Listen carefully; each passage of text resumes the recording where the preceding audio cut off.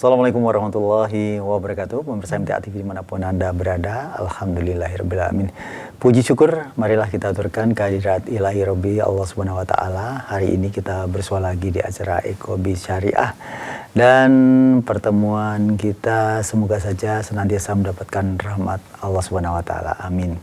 Salawat serta salam semoga tercurah kepada uswah hasanah kita Rasulullah Muhammad SAW beserta para keluarga, para sahabat dan para pengikutnya yang senantiasa menegakkan sunnah-sunnahnya. Semoga kita senantiasa mendapatkan contoh-contoh terbaik, tentu saja kita bisa mengaplikasikan dalam kehidupan kita. Dan pagi hari ini seperti biasa, tamu kita untuk hari ini dari Koperasi Simpan Pinjam dan Pembiayaan Syariah ada UBS MTA. Assalamualaikum warahmatullahi wabarakatuh. Waalaikumsalam. Ini ada Mas Nurholis, ada Mas Pratomo ini. Apa kabar hari ini? Alhamdulillah Pak Rudi, kabar baik, sehat. Ya, alhamdulillah. Dua-duanya selaku manajer dan kepala bidang operasional di UBS, dan mungkin pemirsa juga sudah banyak yang mengetahui bahwa KSPPS UBS ini diperuntukkan spesial untuk para anggota atau warga MTA yang sekaligus di sana adalah warga yang mengaji di Majelis Tafsir Al-Quran, begitu. Terkait dengan produk-produk apa saja yang ada di sana nanti kita bahas, dan macam apa saja produk simpanan, kemudian seperti apa pembiayaan yang ada di sana, nanti kita juga bisa tanyakan. Mungkin pagi hari ini bisa disampaikan bagaimana kalau kita bergabung, apa hak dan kewajiban sebagai anggota, Mas Nurholis. Oke. Baik, terima kasih Pak Rudi. Assalamualaikum warahmatullahi wabarakatuh. Waalaikumsalam warahmatullahi wabarakatuh. Pemirsa MTA TV yang dirahmati Allah Subhanahu wa Ta'ala, alhamdulillah dalam kesempatan pagi hari ini kita masih diizinkan kembali untuk nanti berdiskusi ataupun sedikit menjelaskan mengenai akad-akad apapun segala hal yang berkaitan dengan lembaga keuangan syariah, khususnya di lembaga keuangan yang berbadan hukum koperasi, karena KSPPS Usaha Bersama Syariah ini sebuah lembaga keuangan yang berbadan hukum koperasi. Kemudian dalam kesempatan hari ini saya sedikit akan menjelaskan masalah akad simpanan, Pak Rudi. Sebelum saya masuk ke sana, kemarin ada sebuah surat edaran dari Deputi Kementerian Koperasi gitu Pak Rudi. Jadi intinya koperasi itu harus menentukan sikap. Dalam istilahnya itu ada open loop dan close loop. Kalau koperasi itu menentukan atau mendeklar dirinya sebagai koperasi closed loop, itu harus menyatakan bahwa nanti yang dilayani itu harus benar-benar sudah menjadi anggotanya. Tidak diizinkan melayani anggota masyarakat itu yang belum menjadi anggotanya. Makanya kepada pemirsa MTA TV, siapapun nanti yang ketika panjenengan mau melakukan kerjasama ataupun bertransaksi dengan UB, dipastikan panjenengan nanti harus menjadi anggota dulu, mendaftar sebagai anggota KSPPS UBS ini dengan nanti mengisi form yang sudah kita siapkan. Kemudian nanti untuk persyaratan administrasinya, di sana ada simpanan pokok 10.000, kemudian nanti juga ada simpanan wajib yang itu nanti disesuaikan dengan kesepakatan ataupun kemampuan dari calon anggota tersebut, Pak Rudi. Kemudian setelah seseorang itu mengisi form itu nanti ditandatangani, di sana ada cap jempol tangan kiri, kemudian nanti kita approve, kita setujui, yang bersangkutan sudah menjadi anggota dari KSPPS UBS. Nah, ketika sudah menjadi anggota itu nanti, yang bersangkutan sudah diperbolehkan atau diizinkan untuk melakukan transaksi ataupun kerjasama berikutnya, baik itu dalam bentuk mungkin simpanan ataupun pembiayaan. Kemudian dari sisi simpanan atau tabungan, jadi setiap anggota itu melakukan hubungan dengan lembaga keuangan syariah ataupun koperasi syariah itu selama ini dikenal dengan istilah akad, Pak Rudi. Banyak sekali dari anggota kami itu yang kadang masih bingung, belum memahami akad itu apa gitu loh. Jadi akad ya? Iya, akad. Ki ya ini ya. Ya bisa ki, bisa kalah. Kalau akad kan nanti harinya minggu itu akad. Kalau minggu biasanya pakai H, Pak Rudi. Iya. Ya ahad gitu. Iya, iya.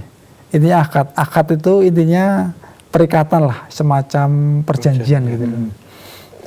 Ya walaupun akad itu bisa secara lisan bisa tertulis, tapi karena kita lembaga keuangan resmi ya, karena itu sebagai bentuk dokumen kami, ya semaksimalnya akan kita lakukan secara tertulis gitu loh. Jadi ketika nanti anggota kami itu pengen menabung, menitipkan dananya ke KSPPS UBS ini, berarti nanti di sana akan muncul yang namanya akad simpanan. Akad simpanan di lembaga keuangan secara umum biasanya ada dua. Yang pertama itu wadiah dan kedua mudharabah. Secara garis besarnya kalau wadiah itu semacam titipan. Jadi anggota itu menitipkan dana atau uangnya ke koperasi, ke UBS, dan nanti UBS melihat itu sebagai pinjaman itu, Pak Dudi. Jadi titipan yang berubah nanti menjadi pinjaman. Karena itu pinjaman, makanya nanti ketika anggota itu sewaktu-waktu pengen memanfaatkan atau menggunakan dana tersebut, lembaga harus siap untuk mengembalikan pinjaman tersebut. Jadi intinya kalau wadiah itu titipan dan di sana tidak ada yang namanya bagi hasil. Jadi anggota yang menitipkan uangnya katakanlah 1 juta gitu, ya nanti kalau sewaktu-waktu uang itu atau dana itu mau digunakan, dimanfaatkan, ya nanti lembaga hanya berhak mengembalikan sebesar yang sama 1 juta. Kemudian ada juga akad yang kedua itu mudharabah. Mudharabah itu akad yang nanti di sana ada bagi hasilnya, Pak Rudi.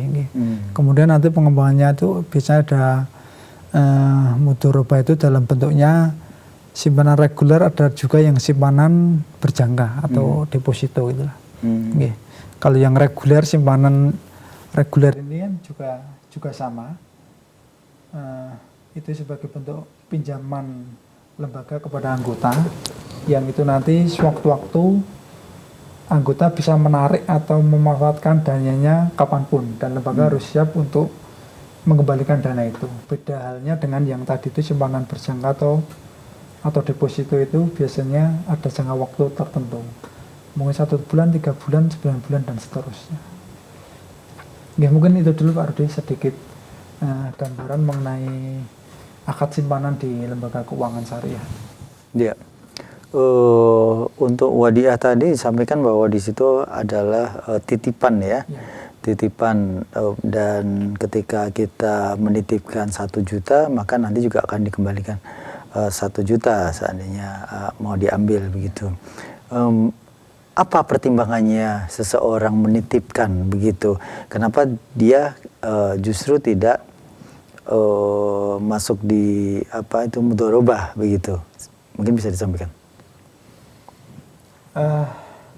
Biasanya dasar pertimbangan yang saya lihat selama ini, mungkin anggota itu pertama lebih ke unsur kehati-hatian, Pak Rudi. Jadi ada sebagian anggota kami itu mungkin masih melihat sistem bagi hasil di lembaga keuangan itu mungkin sepenuhnya dia melihat belum sepenuhnya 100% syariah. Oh, gitu. syariah murni gitu belum itu. Mungkin dia masih ada keraguan tentang hal itu. Makanya dia lebih memilih, karena keraguan itu tadi, lebih baik saya tetap menitipkan dana di koperasi, tapi saya tidak perlu mendapatkan bagi hasil. Gitu. Tapi dari segi layanan itu tadi, mungkin kalau di tempat kami sudah ada UBS mobil itu atau koperasi mobil gitu, itu perlakuannya sama. Jadi dari segi kemanfaatan fasilitas itu insya Allah sama gitu. Jadi walaupun wadiah, tapi anggota tetap bisa leluasa untuk memanfaatkan fasilitas IT-nya itu. Dalam arti bisa untuk menunjang kegiatan bisnis yang bersangkutan, bisa untuk transfer kemanapun, untuk pembayaran, mungkin untuk top up saldo, dompet-dompet elektronik dan sebagainya. Jadi ada beberapa anggota yang seperti itu, Pak. Dia tetap pengennya akad wadiah, tapi hanya diambil manfaatnya itu tadi. Gitu, Pak Rudi. Ya, kalau dari pihak UBS sendiri, apakah juga mendapatkan satu keuntungan begitu ketika ada anggota yang menyimpan secara wadiah begitu? Karena di sana beliau menitipkan apakah memang harus ada akad tertentu, misalnya kami minta izin apabila mungkin sewaktu-waktu bisa ditarik dana 1 juta itu dengan nilai nominal yang sama. Tapi apakah ini juga diizinkan apabila kami mengelola dana yang di sini untuk kegiatan-kegiatan yang lain misalnya? Saya kira secara umum lembaga keuangan atau bank syariah dalam akad simpanannya, walaupun itu akad wadiah, pasti di sana ada klausul atau butir-butir gitu yang menyatakan bahwa nasabah atau anggota itu memberi izin kepada lembaga yang bersangkutan untuk memanfaatkan dana yang dititipkan itu. Walaupun secara fatwa desain itu wadiah itu ada 2 jenis, Pak Rudi. Ada wadiah amanah, ada wadiah domanah.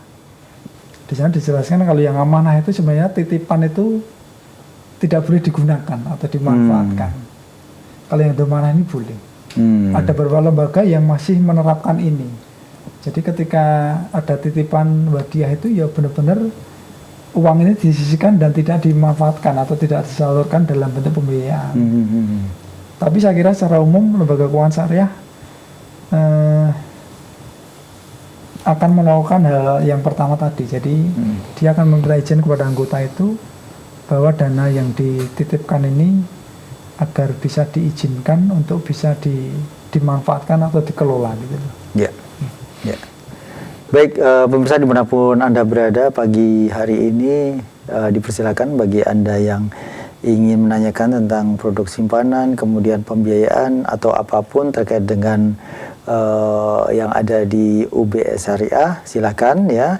Telepon di 02716793.000, SMS WA di 08112553000. Ya, mungkin beralih ke Pak Pratomo ini.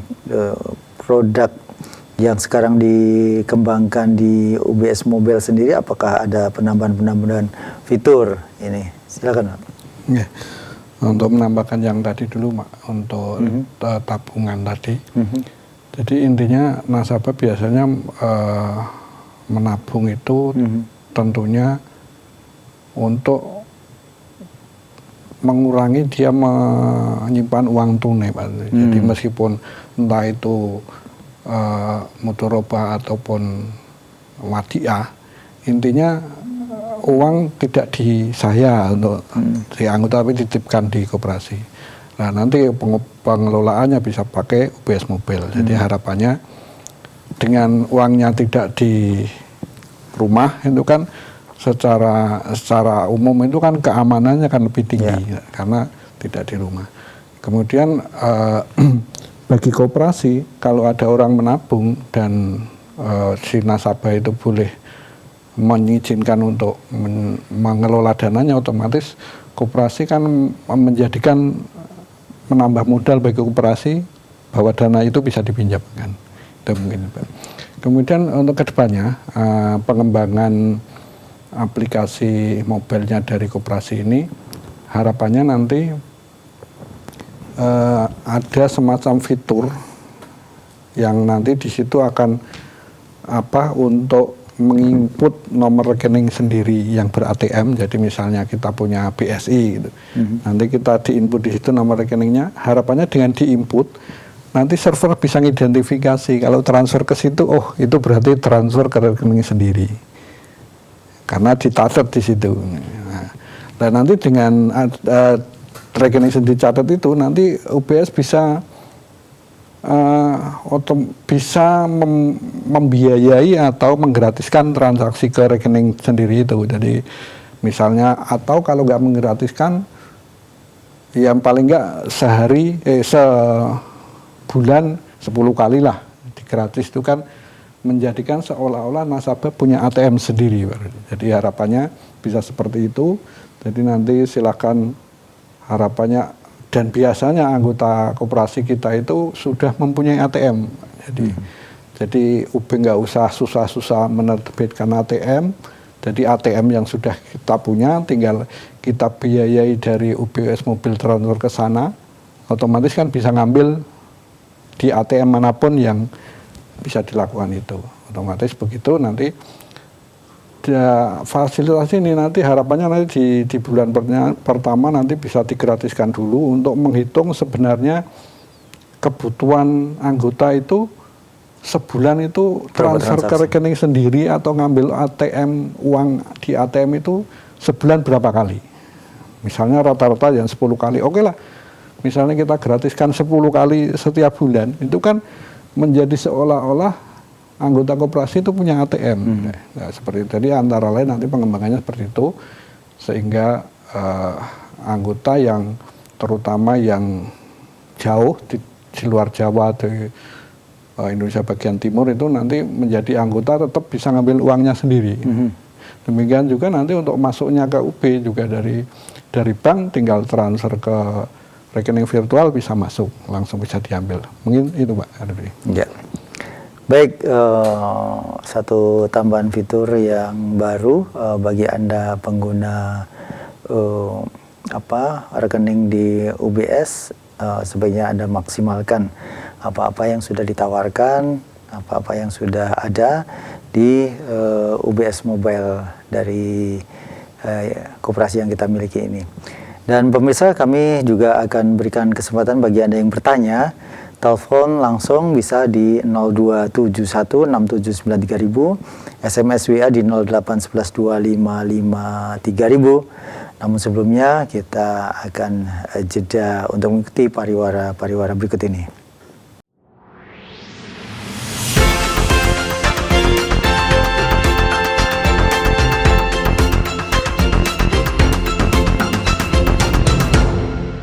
Baik pemirsa, dimanapun Anda berada, Anda masih menyimak sajian Ecobis Syariah dengan KSPPS UBS. Masih bersama Nur Khalis selaku manajer di KSPPS UBS dan Pak Pratomo selaku kepala bidang operasional yang ada di KSPPS UBS.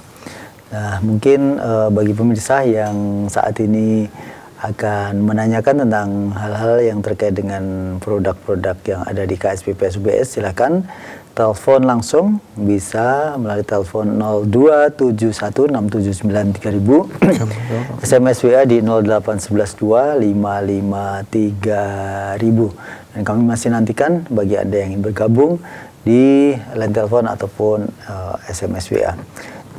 Mungkin bisa disampaikan Mas Nur Khalis atau Pak Pratomo, bahwa sekarang ini kecenderungan orang memanfaatkan UBS online mobile ini meningkat atau berkurang malahan? Ya, dari segi user terakhir 800-an lebih dari 4.000-an sekian anggota. Jadi masih terbuka untuk peningkatan lagi. Jadi ya dulu awal-awal mungkin perkembangannya masih ratusan, agak lambat, tapi ini lumayan cepat. Harapannya nanti kalau seluruh anggota paling nggak 50% sudah UBS mobil, nanti harapannya transaksinya akan semakin banyak, Pak. Ya. Dan setiap bulannya pasti ada penambahan. Ya, insya Allah selalu ada. Ya. Dan sosialisasi tentang bahwa di UBS ini ada UBS Mobile, itu pun juga setiap kali ada aplikasi yang masuk atau registrasi sebagai anggota baru, maka di sana disampaikan juga. Iya, termasuk dari 4.000 anggota kita, itu kan kami punya yang namanya WA Notif, Pak. Jadi seluruh transaksi baik setor maupun narik, itu kan kami memberi kabar lewat WA Notif, WA ke nasabah yang bertransaksi. Di situ juga terdapat iklan bahwa ada UBS Mobile dengan untuk mencatat saldo, untuk transfer dan lain-lain. Itu iklannya, harapannya seluruh yang transaksi itu harusnya tahu, karena kita setiap transaksi ada WA Notif. Kalau di bank biasanya SMS notif, ya. Nah, kalau di kita WA Notif. Itu setiap transaksi pengambilan setoran tetap kita WA, otomatis by system kalau itu, Pak. Ya. Itu masuk ataupun keluar ya? Iya. Ya. Uang masuk maupun keluar kita memberi kabar. Ya. Kemudian kalau untuk warga yang setiap harinya, bukan setiap harinya, dalam sebulan itu juga selalu ada penambahan anggota? Selalu, Pak. Selalu ya? Yeah. Signifikan? Bahkan setiap hari, Pak Rudi. Oh, setiap hari? Setiap hari ada. Setiap hari pasti ada penambahan anggota, ada juga penambahan yang aktivasi UBS Mobile itu tadi. Mereka mengetahui tentang UBS sendiri itu dari mana? Dari cabang atau dari media? Rata-rata tidak pernah dikonfirmasi. Mungkin kalau yang paling masif melalui orang per orang gitu. Jadi kedak tolar dari mulut ke mulut gitu. Itu saya kira yang paling efektif itu. Jadi ketika ada satu orang yang sudah aktivasi UBS Mobile itu biasanya dia akan woro-woro ke saudara-saudaranya. Oh, UB ternyata sudah ada ini. Oh bukan, maksudnya menjadi anggota baru itu rata-rata mereka mengetahui dari mana begitu. Dia langsung aktivasi melalui telepon, mungkin karena posisinya tidak ada di Solo Raya misalnya seperti itu. Ya itu tadi, kalau saya lihat yang paling masif memang dari gedak tular itu, jadi dari mulut ke mulut. Atau yang kedua biasanya secara tidak langsung pimpinan-pimpinan cabang, perwakilan atau guru daerah itu menyampaikan. Ya. Seperti kemarin kasus terakhir itu, memang pintunya kalau anggota itu lebih dari kepembiayaan, Pak. Jadi ada warga kita itu yang butuh pembiayaan. Nah ketika seperti itu kan mau nggak mau dia pasti kan harus menjadi anggota dulu. Ya. Seperti kemarin itu ada beberapa warga dari Tasikmalaya. Itu kita juga kaget gitu loh. Wong kita juga belum tahu perwakilan sana, belum pernah sosialisasi ke sana, tahu-tahu ada warga sana itu yang mengajukan ke kami. Dan setelah kita tulis ternyata Purwakarta itu kan istilahnya kan untuk Ustadz pengampu atau guru daerah itu kan dari Purwakarta. Nah itu guru daerah itu yang menyampaikan ke sana gitu. Radio kita ada di sana juga. Bahwa di Yayasan MTA itu punya lembaga keuangan. Jadi diminta untuk warga MTA itu kalau butuh pembiayaan ya ke lembaga kita sendiri, jangan keluar gitu loh. Akhirnya dari warga itu ngakses ke kita gitu. Iya. Kalau di UBS ada marketing juga ya, ada marketing ya? Iya ada AO lah, sebutan kita AO. AO itu apa singkatannya? Ya account officer ya. Oh ya. Karena rata-rata yang menjadi anggota kan internal gitu. Internal. Jadi mungkin tidak seperti yang lain yang rata-rata harus mencari anggota ya. Berarti itu salah satunya yang mempublikasikan diantaranya adalah guru-guru daerah gitu ya.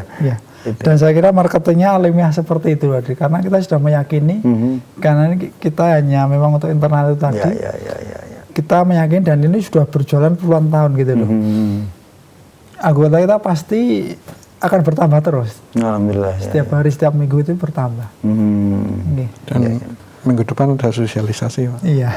Apa ini sosialisasi apa? Di Pacitan. Iya, ini insya Allah Sabtu ini kita kerjasama dengan Beacon Pusat. Nanti kita mau kunjungan ke perwakilan Pacitan dan sekitarnya, Pak Rudi. Ya. Baik, pemirsa, kita masih nantikan bagi Anda yang saat ini akan bertanya terkait dengan produk-produk yang ada di UB Syariah. Silakan telepon di 0271 679 3000, SMS WA di 0811 255 3000. Dan berapa besaran nominal yang bisa kita dapatkan dalam satu pembiayaan apapun begitu? Berapa misalnya kalau baru masuk baru menjadi anggota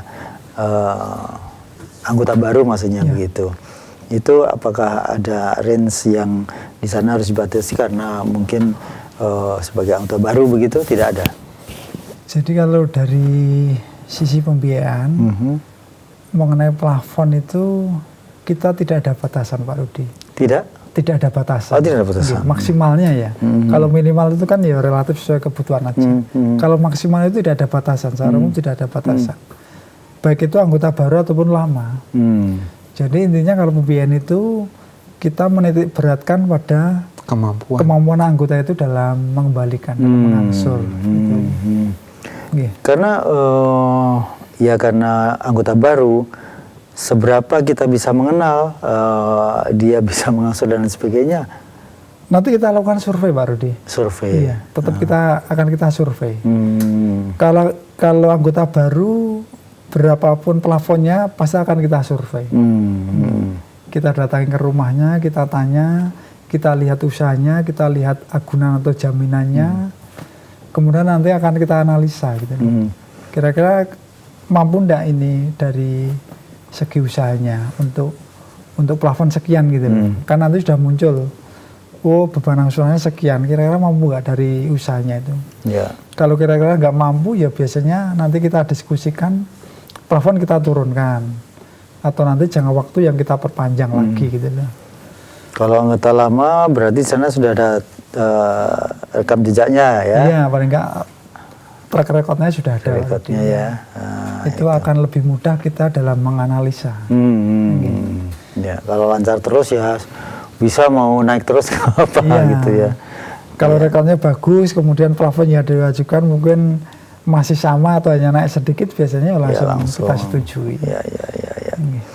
Kemudian yang berperan juga agunan itu, Pak Rudi. Agunan itu cukup penting di kami karena semua pembiayaan untuk di KSPPS UBS ini harus memakai agunan. Biasanya hanya dua BPKB ataupun sertifikat. Ini faktor yang cukup penting. Agunan harus cukup nilainya. Kalau bisa ya harus atas namanya sendiri gitu. Kalau terpaksa atas nama orang lain, mungkin miliknya orang tua, miliknya saudara, nanti harus ada persetujuan surat keterangan yang melampirkan itu.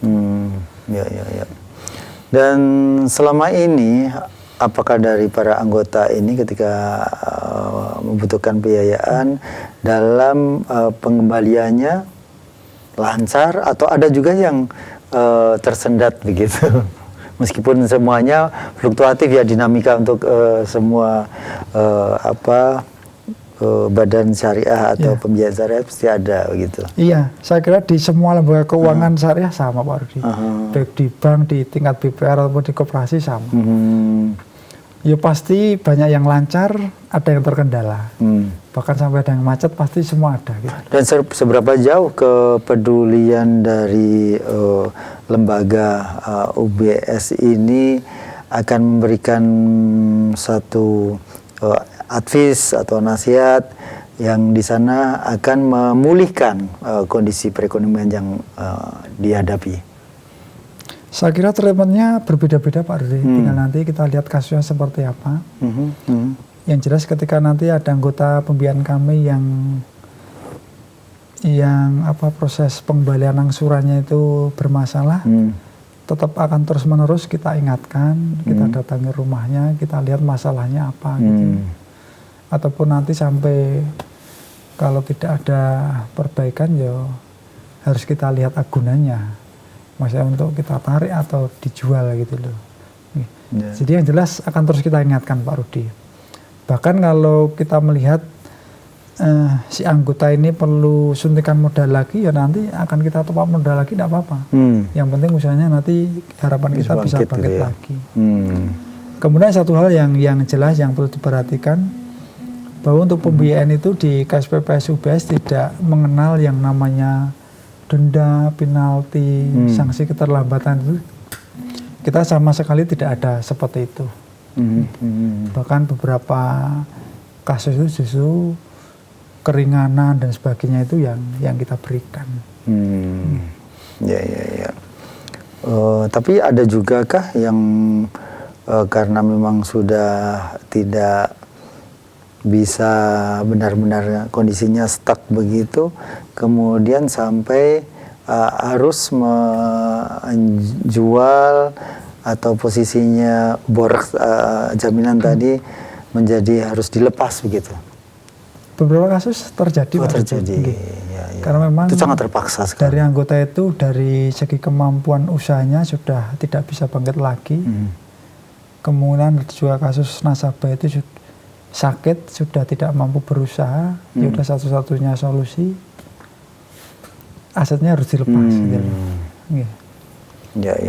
Dan itu memang sebenarnya berat juga ya dari pihak UBS ya.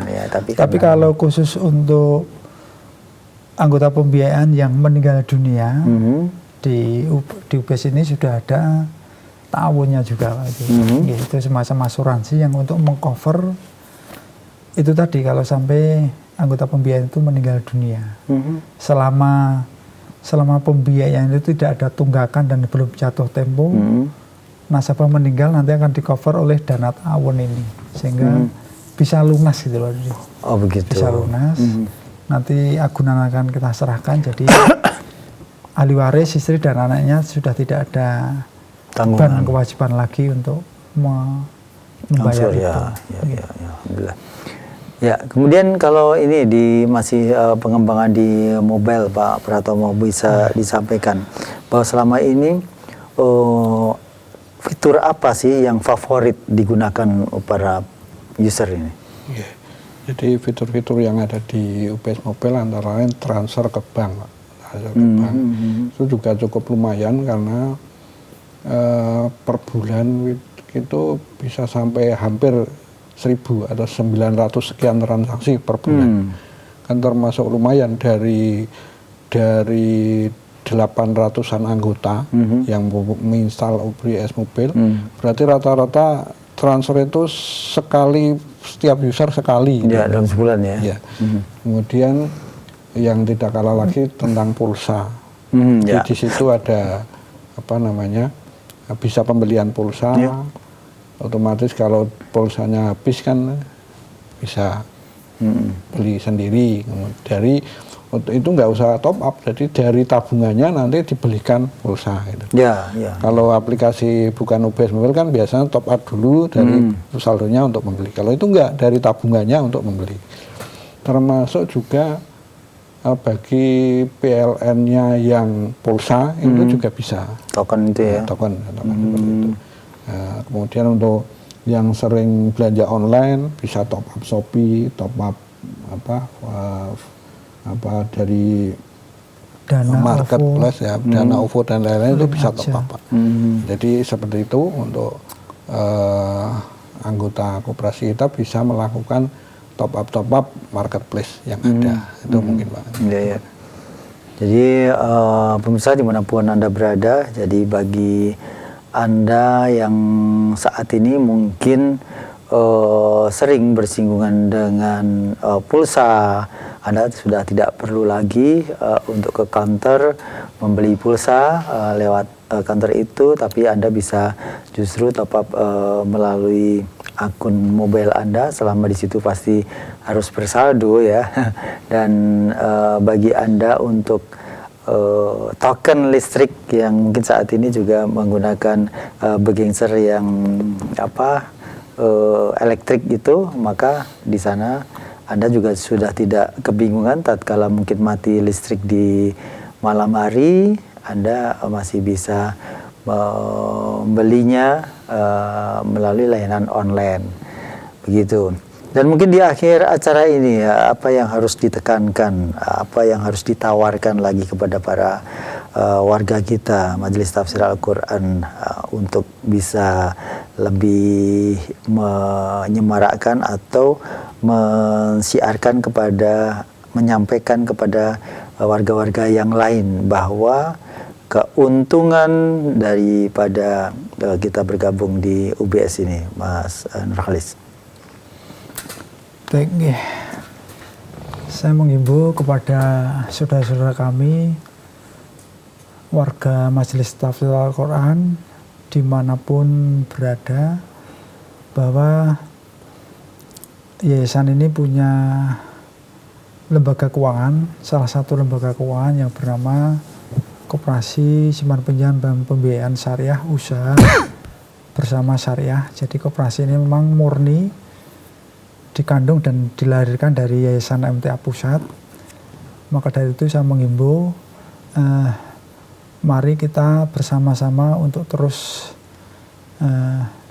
mengembangkan lembaga syariah ini biar ke depan nanti bisa tumbuh, khususnya dari segi pembiayaan kepada saudara-saudara kami yang saat ini masih melakukan pembiayaan atau kerjasama dengan lembaga-lembaga yang masih konvensional, nanti ke depan bisa menjalin kerjasama dengan kami di lembaga syariah ini. Insya Allah nanti harapan kita bersama transaksinya agar bisa lebih berkah dan halal gitu Pak Rudi.